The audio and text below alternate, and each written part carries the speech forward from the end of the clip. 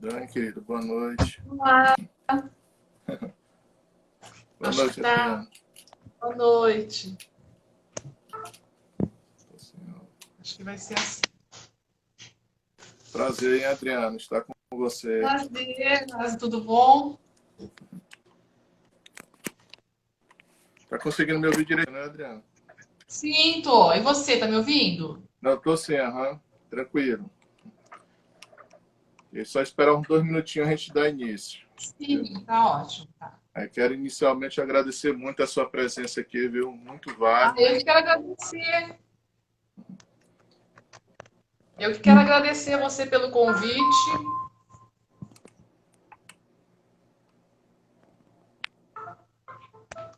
Aí eu que fico Deixar feliz. carregando. É.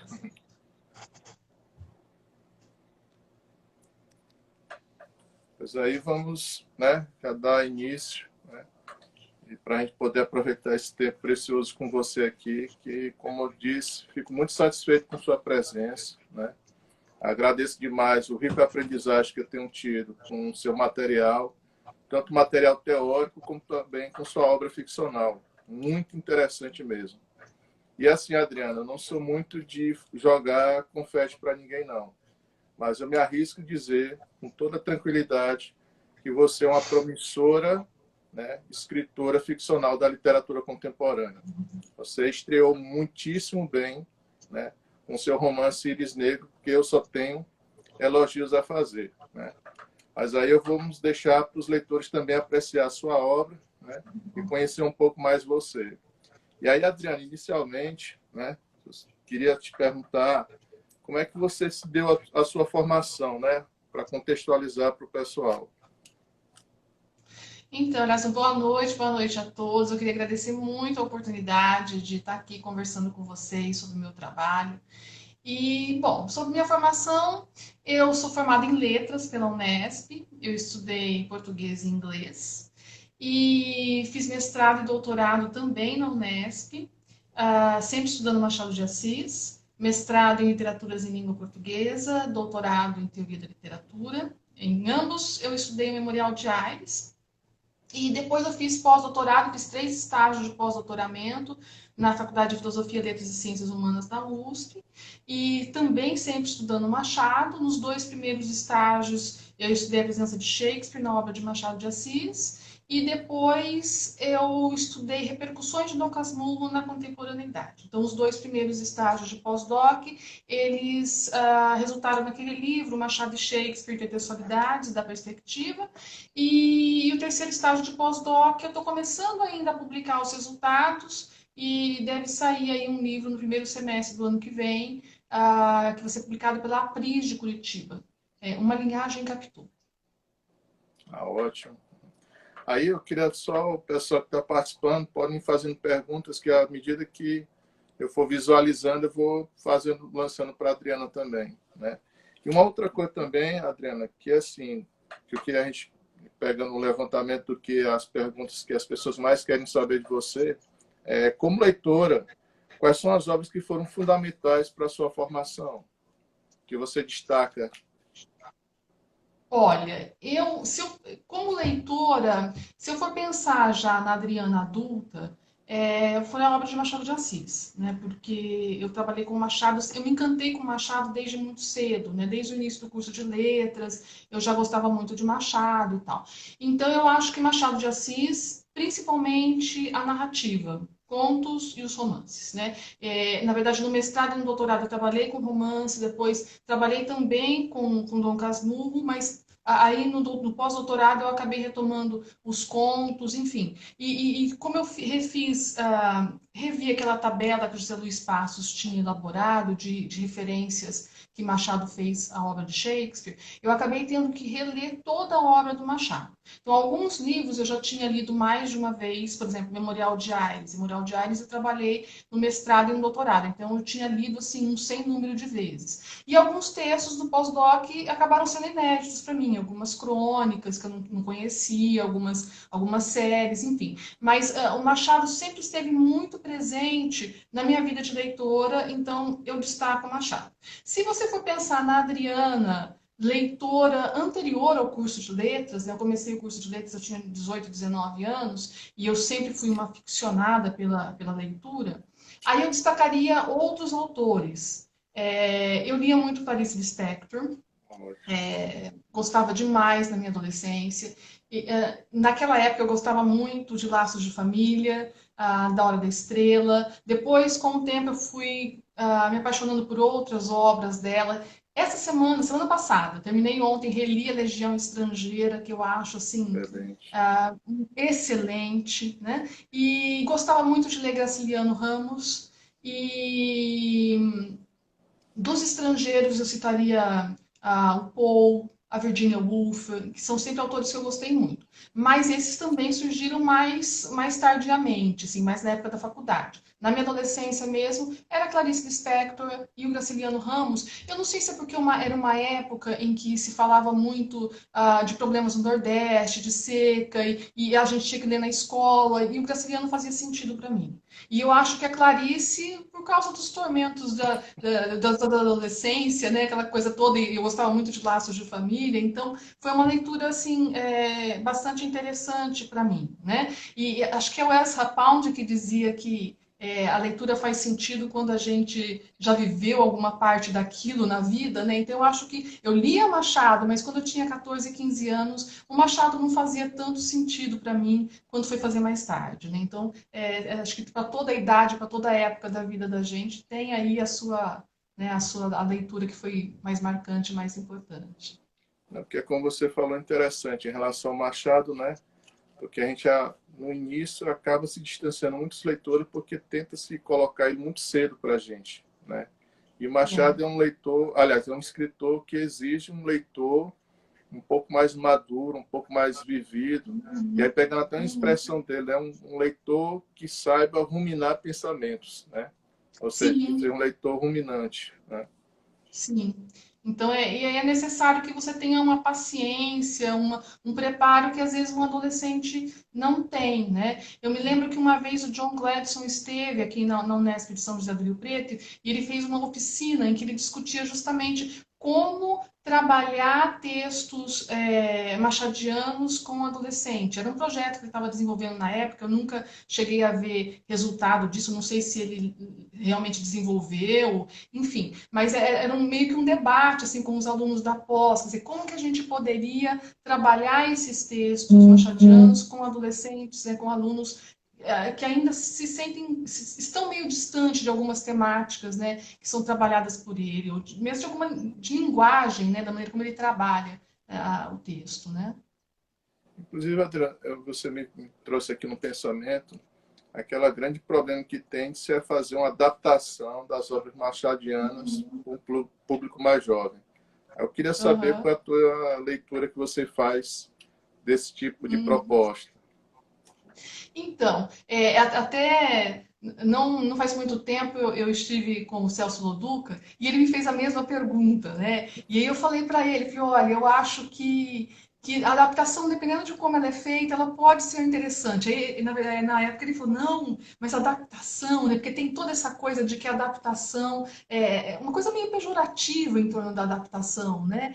Então, eu não sei, eu acho que eventualmente, dependendo de como for feito, né, e aí não é um trabalho fácil de ser realizado, eu acho que eventualmente pode servir para despertar futuros leitores. O que não resolve é querer enfiar a goela abaixo uma coisa que não faz sentido É, é, para a pessoa. Eu vejo isso na minha casa. Eu tenho um filho de 15 anos e ele teve recentemente que ler um conto do Machado. Foi um conto, o professor escolheu bem, né? Foi a Cartomante, então é um conto interessante, que tem aquela coisa um pouco de suspense e tal, né? E ele leu tudo, ele é um excelente aluno, ele gosta de ler, não é um aficionado pela leitura, infelizmente, ele é mais das exatas, da matemática, da física, mas ele leu tal, mas também teve um pouco da dificuldade com essa linguagem e tal, né? Então, eu acho que eventualmente, dependendo da maneira como for feito, pode ser bem interessante. entendi. Agora, uma pergunta que é corriqueira, né? Quem sempre escuta muito, que é a questão. O interesse pela literatura, Adriana, para você, ele aconteceu em que momento da sua vida, assim? Ou seja, em que momento foi concretizado? Você se decidiu mesmo? Não. meu caminho é o caminho da literatura, dos estudos literários. Olha, eu desde que eu me conheço por gente, aquela velha expressão, eu estou às voltas com livros. Eu sempre adorei ler, sempre adorei livros. O meu pai tinha o hábito de comprar livro, então a gente tinha bastante livro em casa, os clássicos, né? E assim, José de Alencar, até tem alguns aqui na minha estante, José de Alencar, Machado, enfim. E eu sempre estive às voltas com os livros, né? As professoras indicavam, eu ia na biblioteca, eu pegava o livro, enfim, desde sempre. Agora, a escolha pelos estudos literários, assim, quando eu estava no colegial, assim, hoje ensino médio, naquela época colegial, eu sempre soube que eu queria alguma coisa ligada à humanidade, às humanidades e às artes. Então, eu cheguei a prestar vestibular de arquitetura, cheguei a estudar, eu até não omiti isso da minha formação, mas eu estudei um ano de Ciências Sociais na Federal de São Carlos, então, porque eu queria ser socióloga, e, enfim, e aí chegou um momento que eu percebi que a leitura não era simplesmente um hobby, né? Não era simplesmente uma paixão, porque quando eu não tinha o que ler, quando eu era adolescente, eu ia ler, eu estava lembrando hoje, daquela, não sei se você chegou a ver a Enciclopédia Abril Cultural, era um livro que a editora Abril lançava todo ano, ele tinha informações de geografia, de economia, era um calhamaço, então quando não tinha o que ler, eu ia ler aquilo, e sempre interessada em outros lugares e tal. Então eu fui percebendo que a leitura, a leitura de textos, ela era parte realmente da minha vida, e a literatura era mais do que uma distração. Então, eu tinha aí uns 18 anos, né? Agora, você se refere aos estudos literários ou à escrita de textos literários? A escrita mesmo, assim. A escrita. Então, aí Isso. eu sempre quis também escrever. Só que eu acho que eu sempre fui muito respeitosa com os escritores que eu admirava. E eu falo isso, assim, eu acho que as pessoas não devem ser assim, porque, sabe, como eu te disse, eu gostava do Graciliano, eu gostava da Clarice, depois eu comecei a gostar, a me apaixonar pela obra do Machado. Quer dizer, então, como que eu, a Adriana, vai escrever alguma coisa, sendo que ela tem como referência a Clarice Lispector? Quer dizer, então, na verdade, eu sempre acabei um pouco tolhida, eu me tolhi de escrever justamente por ser respeitosa àqueles que eu admirava, né? E eu não acho que isso seja um caminho a ser seguido, porque eu acho que chega um momento da vida da gente que a gente percebe que a gente tem que se mostrar, mostrar o que a gente é, e é isso, né? E então chegou um momento que eu falei, não, tardio, né? Porque faz uns eu comecei a escrever o Iris Negra em 2014, né? Então eu já tinha feito, estava com mais de 40 anos. Falei, não, é hora de escrever, né? Porque o que eu tenho a oferecer é a minha bagagem, é a minha percepção de vida, é a minha percepção de literatura, é o meu estilo de escrever. E daí a ser ou não algo bom, a ter ou não leitores, quer dizer, eu tenho que fazer a minha parte é escrever. Né? E se isso vai ser sair de uma espécie de confinamento pessoal, sabe? Exercer um direito de escrita. Né? Eu estava até pensando nisso, esses dias eu estava manuseando o livro da Carolina Maria de Jesus, Quarto de Despejo. Eu falei, gente, Ótimo, que ótimo livro. coisa linda, né? Ela é uma pessoa semi-analfabeta que vivia de catar, acho que era reciclado, não sei na época o que era, papel, quer dizer, e não abrir mão do direito de exercer essa escrita, né? De deixar a sua marca. Eu falei, a minha marca é essa, e aí eu gostaria muito que agradasse, agora é o que eu tenho a oferecer. Né? E eu não posso me tolher de experiências literárias porque existiu o Machado, porque existiu Clarice, enfim, é isso.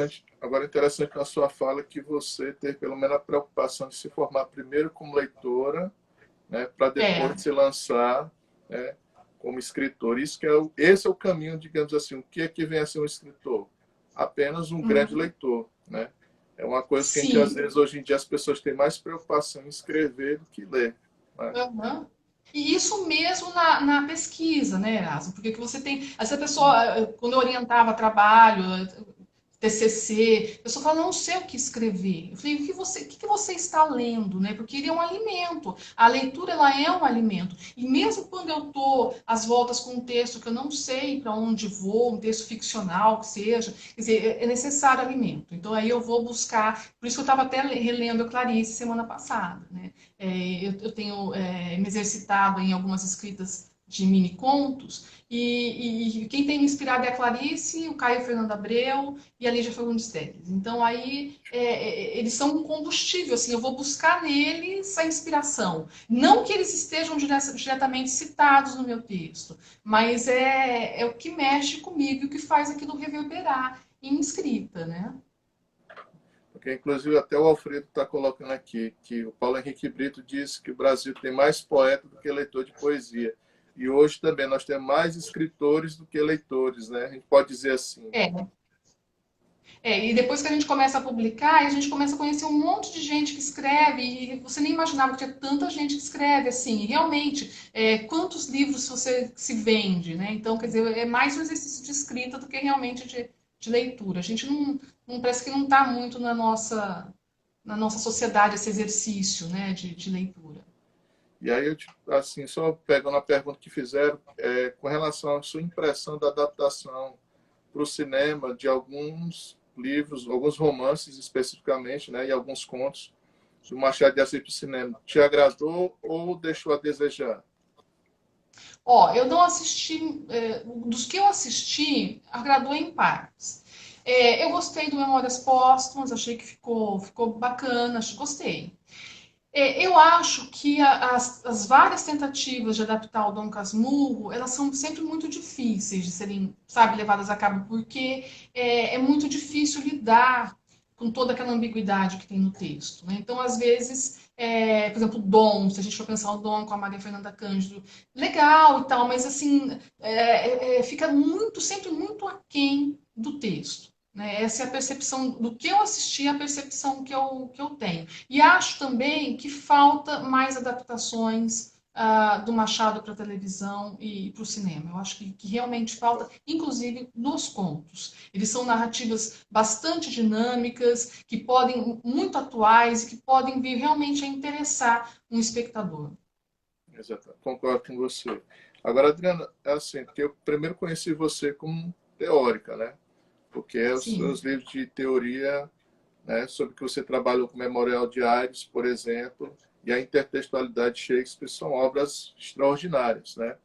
E aí eu queria te Uhum, perguntar uma coisa, por que a ficção? Eu sei que você respondeu em parte que sempre teve essa vontade uhum, de escrever, né, ficção.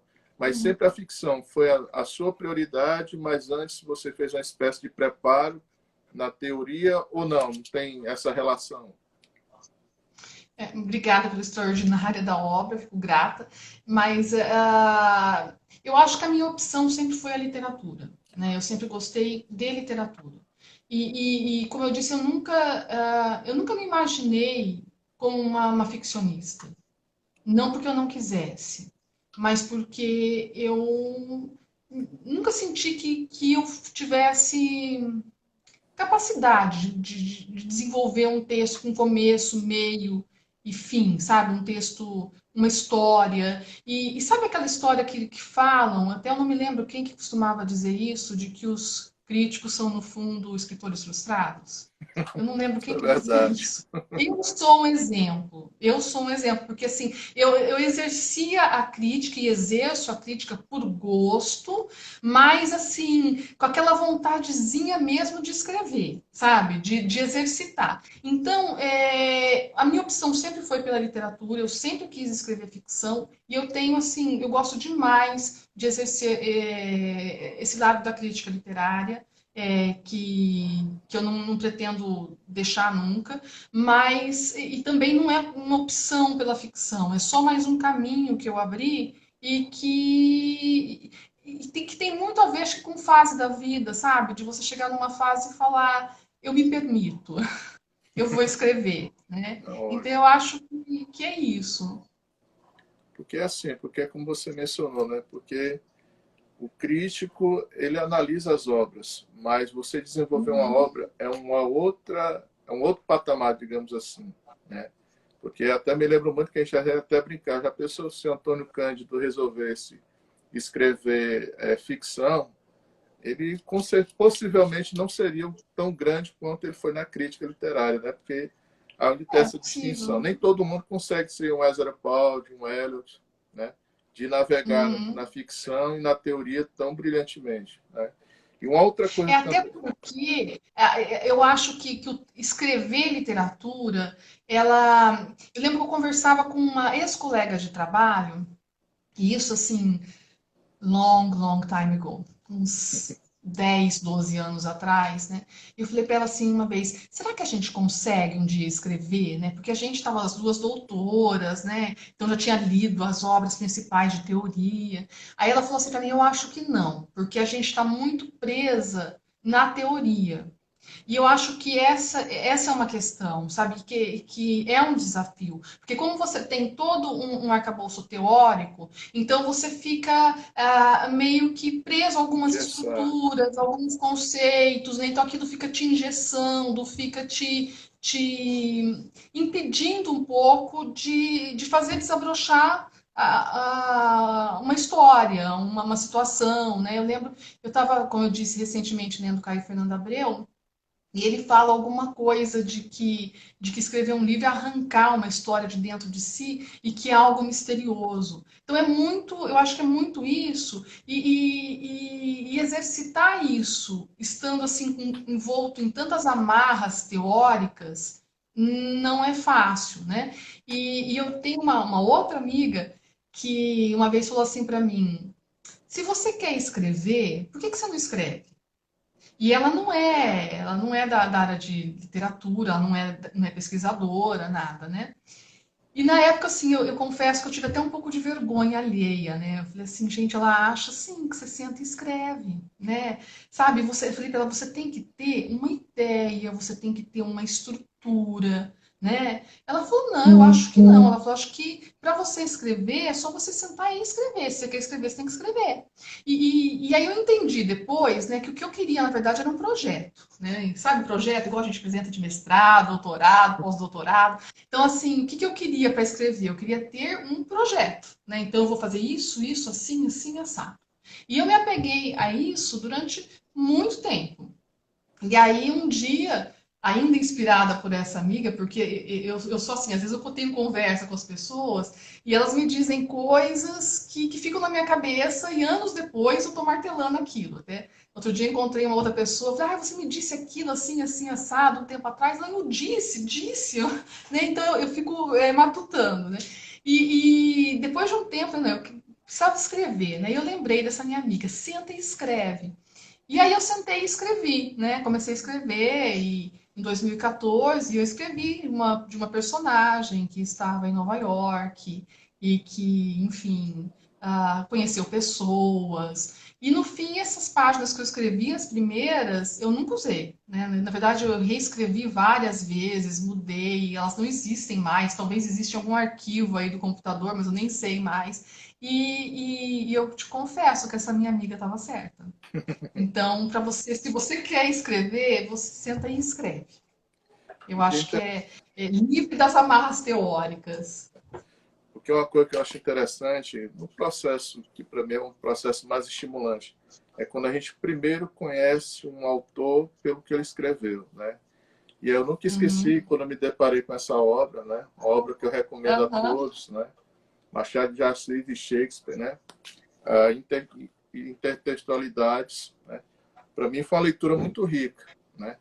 Depois tive o prazer, né, de conhecer um outro material seu, né, que vem a Isso. ser também sobre a questão o Labirinto Enunciativo em Memorial de Ares, né, ou seja, foi um livro que foi escrito anterior a esse de Shakespeare e Machado, Sim. né? Esse é de 2009 e o outro é de 2017. Isso. E aí, de maneira muito prazerosa, recebi no início do ano, aliás, nos primeiros meses do ano, né, essa significativa obra, né, Íris Negra. Aí eu disse, bom, vamos ver aqui, vou ler a Adriana sem a empatia da Adriana, vou ler a Adriana como Uhum. escritora, né? E confesso a você, foi um dos melhores livros que eu li esse ano, Adriana. Adriana, não tenho medo de, Obrigada. como eu falei no início, de arriscar, que você vai ser uma das grandes autoras contemporâneas. Isso eu não tenho medo Ai, tomara, eu de sou. arriscar, não. Seria. Né? E aí, com base no seu romance, que eu queria fazer uma indagação, como é que se deu o processo de elaboração, né, de Íris Negra? Né? E por que também o título? Né? Que assim, eu vou deixar você comentar, porque eu imagino qual seja o motivo da. Aham. Sim. Bom, Iris Negra, como eu disse, começou assim, né? Começou de um dia que eu escrevi, sentei e escrevi algumas páginas. Quando eu fiz isso, eu já sabia que eu queria uma história ambientada em Nova York. E isso eu tinha, assim, eu tinha um receio de Nova York, né? Porque por essa coisa de ser uma escritora brasileira, não, então eu tenho que escrever sobre o Brasil. Mas existe um motivo para Nova York. Eu tinha acabado de quando eu comecei a escrever, eu tinha acabado de fazer uma viagem a Nova York. E logo depois que eu fiz essa viagem, eu encontrei uns amigos. E esse amigo falou assim: Nossa, Nova York é uma esquina do mundo, né?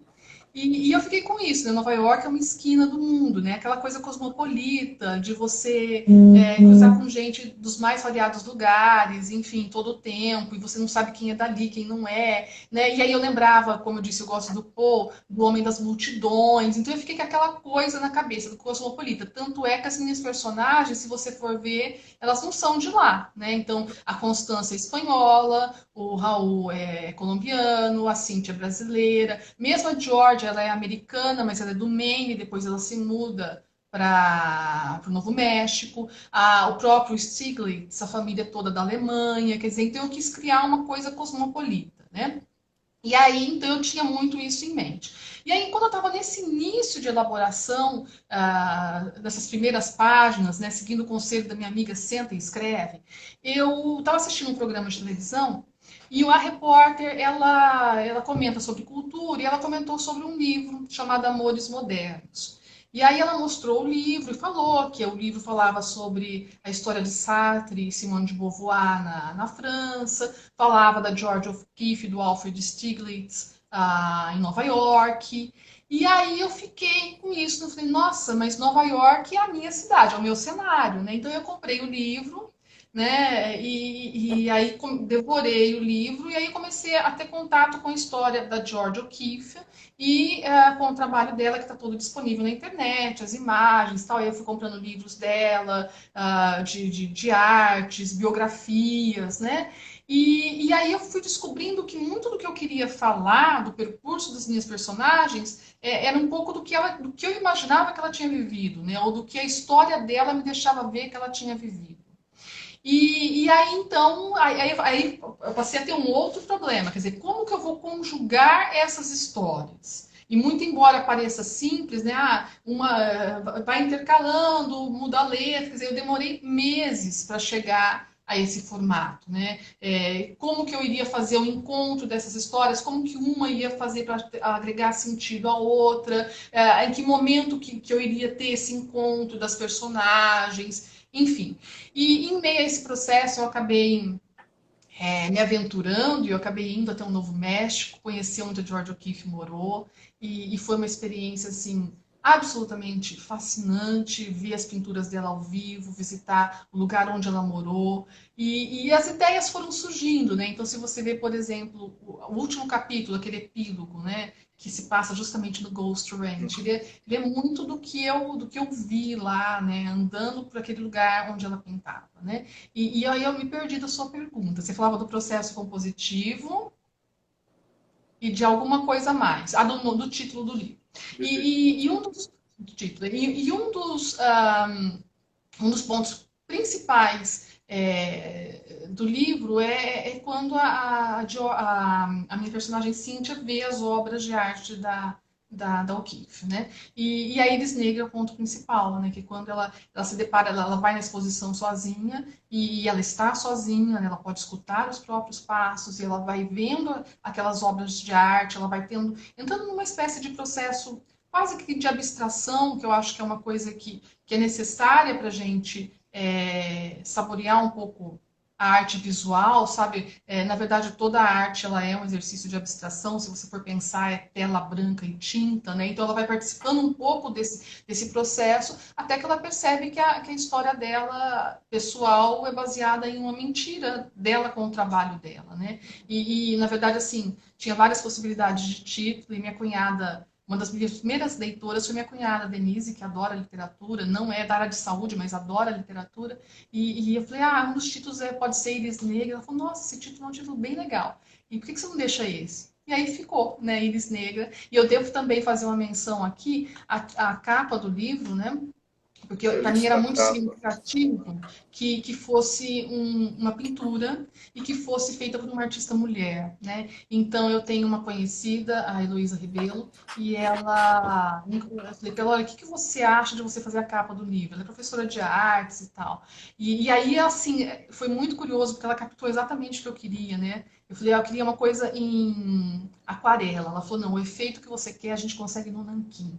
E aí ela fez e ficou, assim, na minha opinião, ficou belíssimo. Com a E é belíssima isso. capa e corresponde à altura também do conteúdo do livro. Né? Aí, Adriana, Uhum, até meus alunos já ouviram muito essa expressão minha, que eu, assim, que eu costumo dizer que a obra Travessuras da Menina Má, né, do nosso querido Mário Vargas uhum, Llosa, só poderia ter sido escrito por alguém como ele. Né? uhum, E, assim, não me refiro só à experiência individual, não, mas ao conjunto também. E da mesma maneira, eu percebo que a sua obra, Íris Negra, também só poderia ter sido escrito por alguém com toda a trajetória que você tem. Né? E aí eu te pergunto, você concorda com essa minha ideia ou, digamos assim, eu acho, né, eu concordo. Eu acho, na verdade, que toda obra ela é uma expressão da pessoa mesmo, né? Não tem, inclusive a obra, eu acho que o próprio trabalho acadêmico, a gente acaba se envolvendo muito com coisas que dizem respeito a gente por causa de que tem uma química com a gente, né? Então eu concordo, né? E dá até para levantar alguns dados, né? Quer dizer, eu sou uma pessoa que eu adoro viajar, né? E meus personagens são seres em viagem. A questão da viagem, para mim, e acho que o livro deixa isso bem claro, é um processo de autoconhecimento mesmo, sabe? O contraste com o outro, com a cultura do outro, né? Então, por isso, inclusive, que eu quis colocar os meus personagens em um lugar alheio a eles, estrangeiro a eles. Porque eu gosto desse sentimento, eu gosto de me sentir estrangeira no lugar, sabe? Eu acho que isso acaba sendo muito enriquecedor para mim. Então, os meus personagens são seres em viagem. A própria Cíntia, né, ela é uma personagem em busca de uma maneira de se expressar artisticamente, né? É, a Constança já é meio que uma artista, né, arquiteta, né, mais completa. A Georgia está em processo e ela está em busca, né? Então, e a minha paixão pelas artes plásticas, né? É um dado que às vezes faltou quando você me perguntou da minha formação, é a questão das artes plásticas. Na minha época de faculdade, eu tive professores que trabalhavam com literatura e artes visuais, né?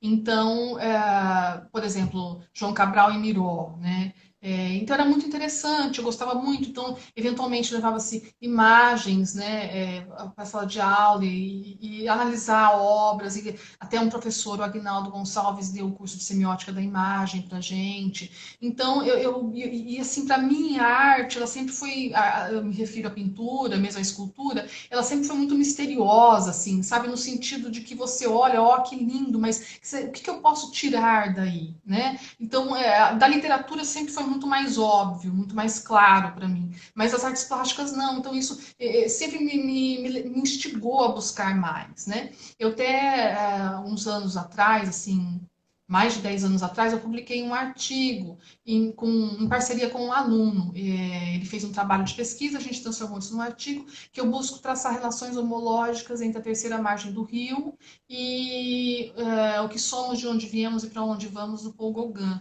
Então, que vem justamente dessa coisa da literatura e das artes visuais que eu gosto muito, né? Então, o livro também me expressa nesse sentido, quer dizer, é o meu gosto pelas artes plásticas, é o meu gosto, pela coisa do estrangeiro, de se sentir estrangeiro, essa sensação que é fundamental, eu acho, para a gente não cair nos mesmismos de tudo, né? E eu acho que eu cito isso no livro também, né? A Cíntia, acho que ela, em certo momento, ela fala alguma coisa do Homem das Multidões, do Baudelaire, né? Da modernidade.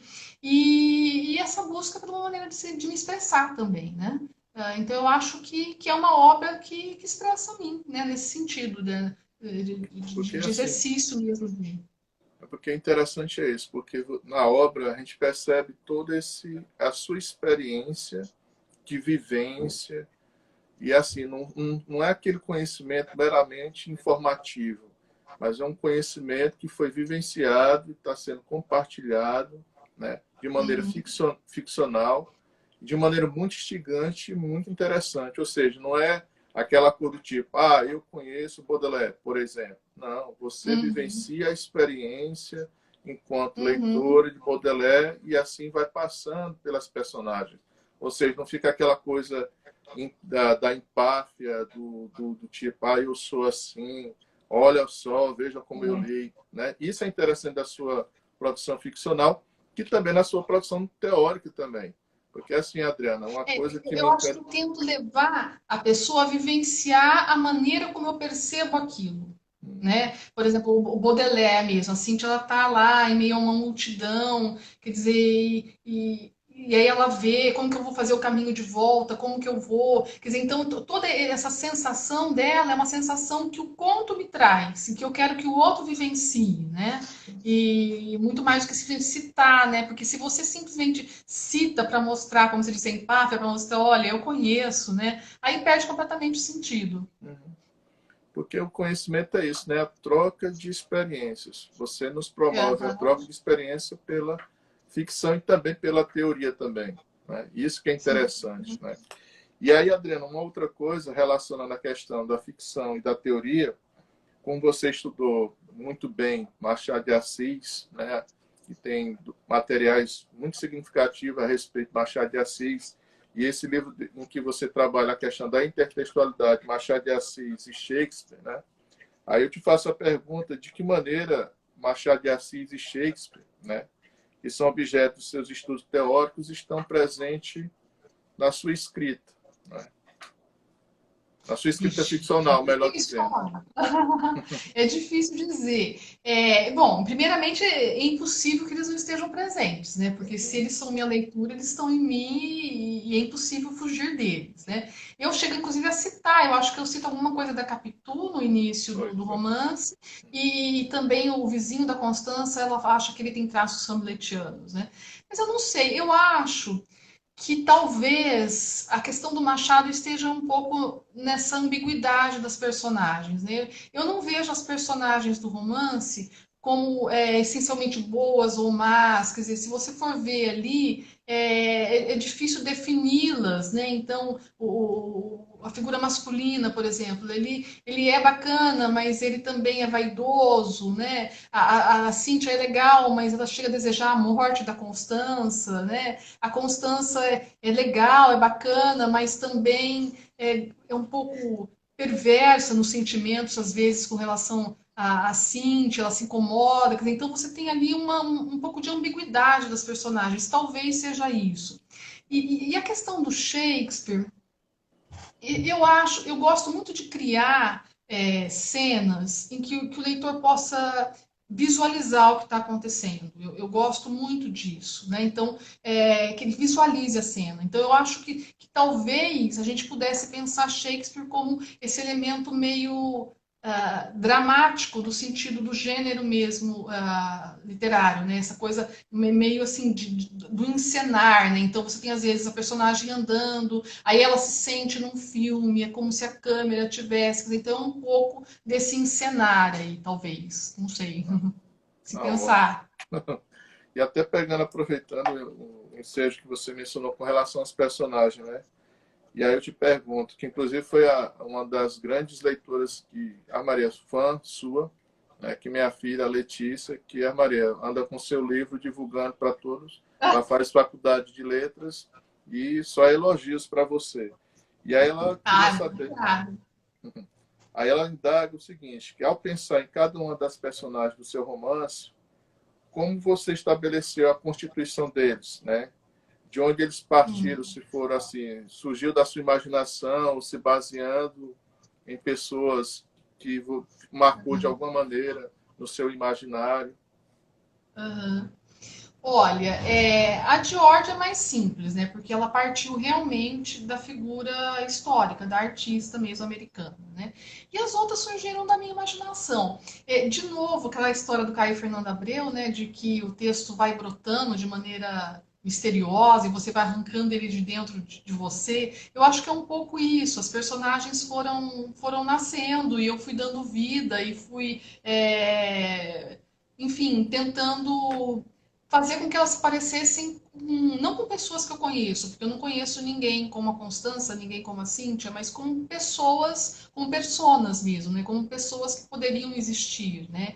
Então, mas foram assim, não foi baseado em ninguém, a menos, com exceção da Georgia e do Alfred Stieglitz, que existiram, e aí eu realmente fui atrás de biografias, fui tentar entender um pouco mais quem eles eram, de onde eles vieram, o que, que eles fizeram, né? Mas os outros são completamente ficcionais. É claro que, por exemplo, a experiência do Raul na Colômbia, quer dizer, tem um pouco a ver com a experiência do latino-americano séculos, décadas atrás, que queria ir para os Estados Unidos, né, o estrangeiro, a Cíntia com essa meio que de um mundo contemporâneo, meio ausente de algumas questões da década de 70 da época dele, enfim, aí fui tentando puxando em experiências que eu sei que são condizentes com personagens da cidade, mas não partir de ninguém, nem tive nenhuma inspiração real, a não ser os dois personagens realmente que existiram, históricos, né, que é a Georgia e o Alfred.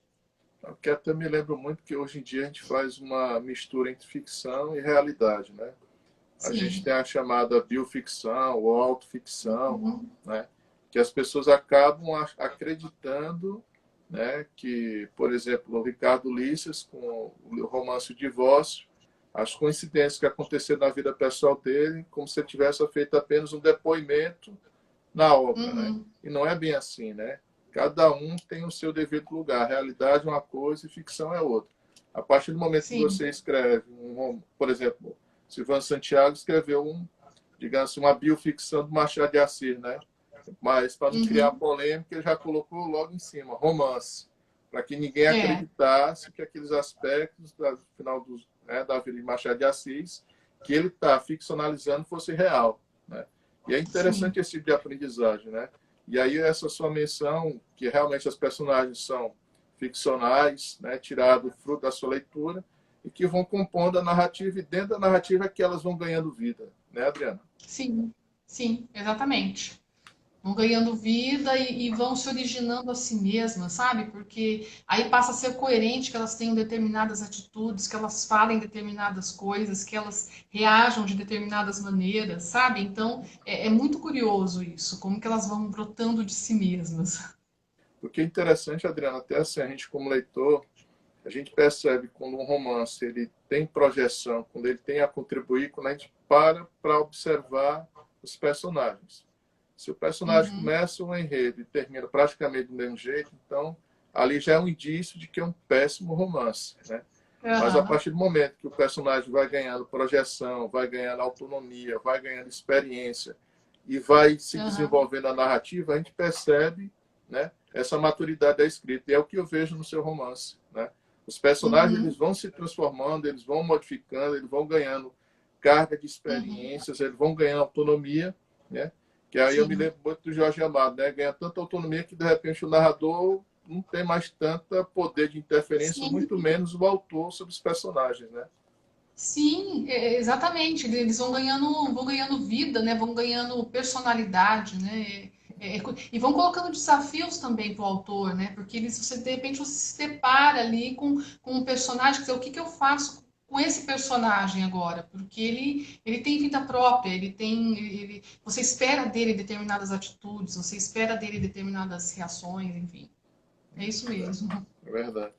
E aí uma outra pergunta que eu faço a você, qual foi assim, o ponto de maior satisfação sua em relação ao seu Ah. romance, assim, que você disse assim, rapaz, isso me deixou muito satisfeito. O que me deixou mais satisfeita mesmo foi terminar o romance. Não porque eu queria me livrar dele. Pelo contrário, eu fiquei profundamente envolvida, acho que foram mais de 2 anos escrevendo, mas, como eu te disse, sabe aquela coisa respeitosa de, nossa, fulano escreve, eu não sou ninguém para escrever, então na hora que eu acabei, eu falei, bom, eu consegui fazer um texto que tem uma história, que tem começo, meio e fim, que tem personagens que se desenvolvem, então isso foi uma enorme satisfação para mim, né? E uma segunda satisfação foi a edição, né? Porque que é a hora de você se mostrar, né? Tá, eu fiz. Agora, se ele ficar na gaveta, ele não existe, porque o livro só existe enquanto leitura. Se ele não for leitura, ele não existe. Então, agora é hora de trazê-lo a público, é hora dele ser leitura, é hora de dar cara a tapa. Né? Se vão gostar, se não vão, né? Enfim, é um risco que a gente corre o tempo todo. Né? E, então, foi uma enorme satisfação terminá-lo e trazê-lo a público. Então, foram duas coisas. Agora, em termos de composição do texto, eu eu vejo o romance como se ele tivesse um movimento, sabe? Então, você tem personagens que se encontram, depois personagens que tomam caminhos distintos, né? Então, na hora que eu percebi que eu estava traçando, como se fosse um desenho, traçando uma linha, eu falei, nossa, isso está fazendo um sentido, sabe? Isso tem, para mim, isso tem um sentido, né? Então, foi uma outra satisfação, porque não adianta nada você terminar o texto e editar o texto, trazer a público, se você não tem essa sensação. Não estou dizendo que eu fiquei com a sensação de que ele era bom ou ruim, eu fiquei com a sensação de que ele era um trabalho terminado. Né? E isso foi bastante interessante, foi muito, muito legal. E assim, porque também tem uma coisa interessante, Adriana, porque a gente tem muito essa questão de se condenar a literatura contemporânea para se apegar à tradição literária.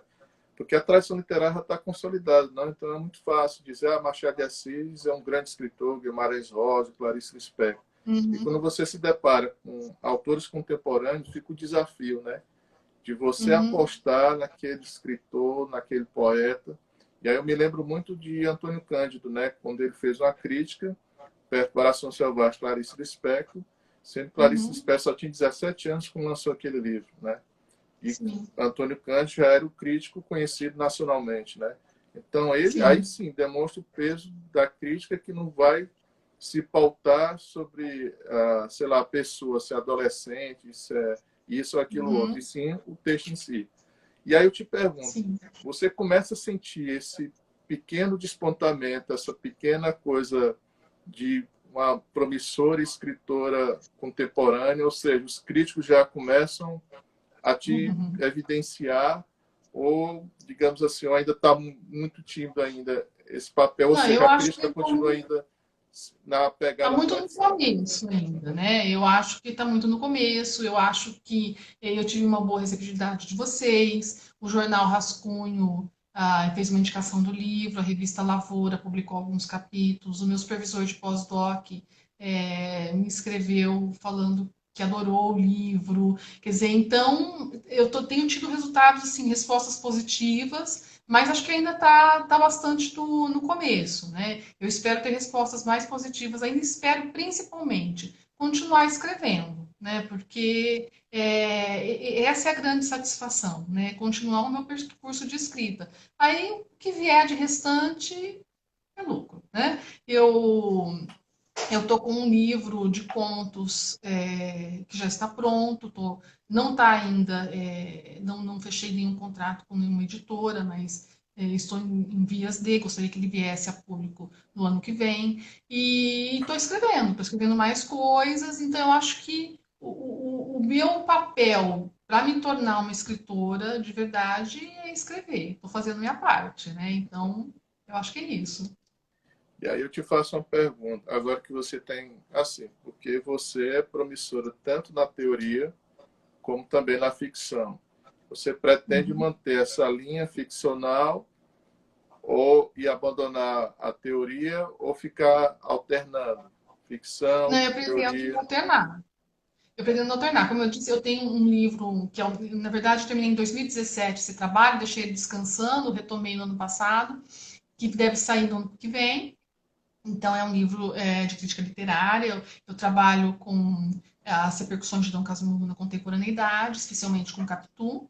E agora estou negociando o livro de contos, né? Estou vendo com as editoras ainda o livro de contos. E, paralelo a isso, eu estou escrevendo um, algo que eu não sei o que é, que está em processo de, que são mini contos, e estou com um projeto pronto para iniciar meu quarto pós-doutorado, que vai ser Macbeth em Isaú Jacó. Então aí eu volto ao Shakespeare, né? Porque houve várias questões que me levaram a estudar Machado de Assis na contemporaneidade, né? E eu achei super bacana, achei super válido, porque me fez ter contato com outras realidades literárias que acabaram me estimulando a escrever, então foi fenomenal para mim, foi muito bom, mas eu senti que era hora de voltar ao Shakespeare, porque eu deixei no livro Machado de Shakespeare, eu deixei muitas portas abertas, né? Aquela tabela com as referências, quer dizer, lá tem muita coisa a ser feita. Então, eu pretendo, na verdade, eu pretendi agora começar no segundo semestre, mas com essa pandemia, essa situação toda, vou dar um tempo, vou esperar a coisa acalmar e eu vou reiniciar os trabalhos de Machado de Shakespeare e vou continuar escrevendo. Então, a minha ideia é não abandonar nenhum dos dois barcos, né? Um pé em cada barco. Eu confesso que eu particularmente fico feliz com isso, porque eu adoro você tanto como teórica, como na ficção também. Entendeu? Agora, Uhum, Adriana, só para a gente finalizar, mais duas questõezinhas. A primeira é uma questão assim de ordem mais ampla, porque uhum. a gente, como escritor, como crítico literário, como quem trabalha com literatura, a gente tem muita preocupação com a formação de leitores, né? E Sim. a gente vê que assim que tem as redes sociais poderia facilitar e contribuir para a formação de leitores, né? Uhum.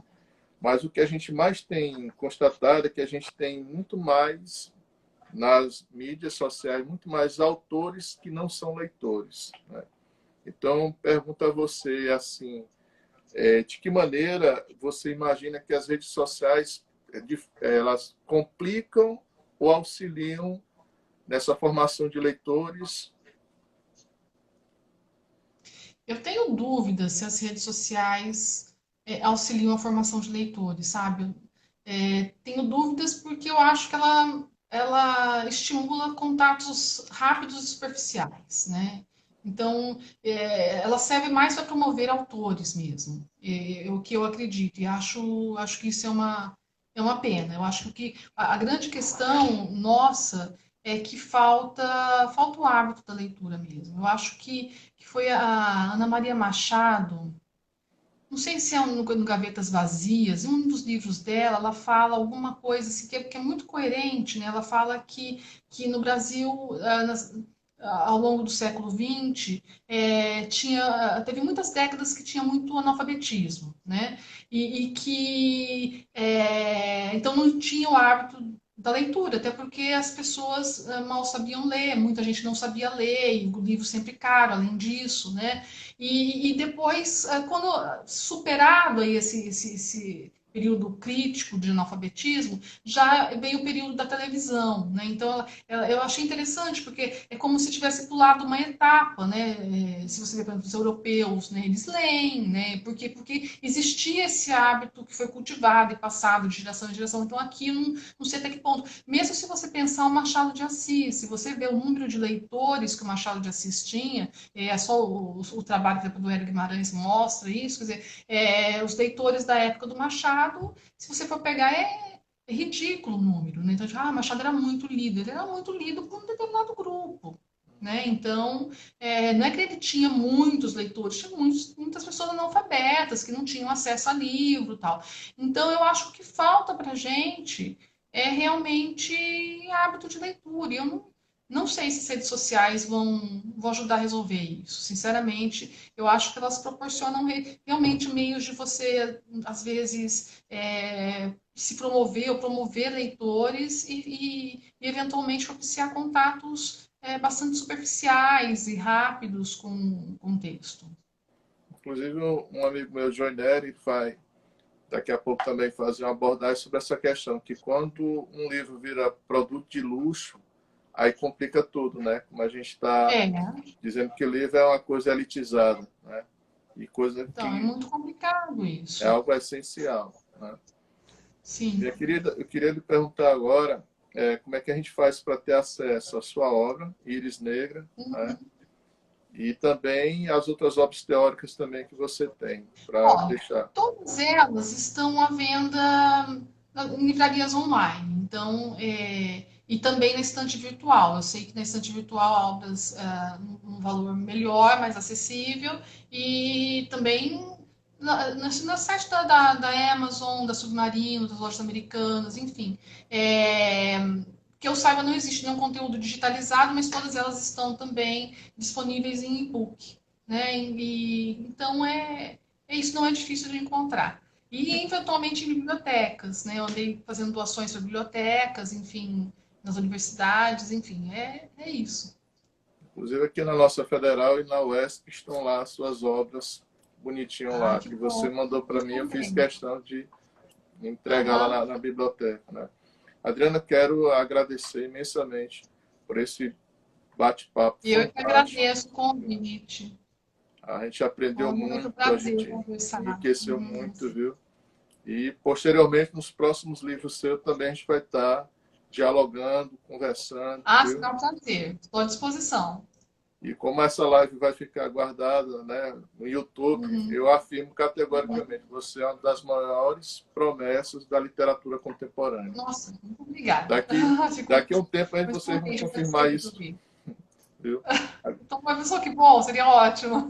Não, Eu que será? agradeço, muito grata pelo convite e foi realmente um prazer conversar aí com vocês. Pois é, eu que agradeço muito, viu? E aqui a gente Tá vai ficando certo. por aqui. E só lembrando que eu vou disponibilizar no YouTube, e aí vocês podem, Sim, né, divulgar e assistir. E quem não assistiu, aproveitar para ver que foi muito interessante a conversa. Adorei, viu? sim. Muito Eu também boa. gostei muito. Muito obrigada. Boa noite, minha querida. Tchau, Boa tchau. noite. Tchau.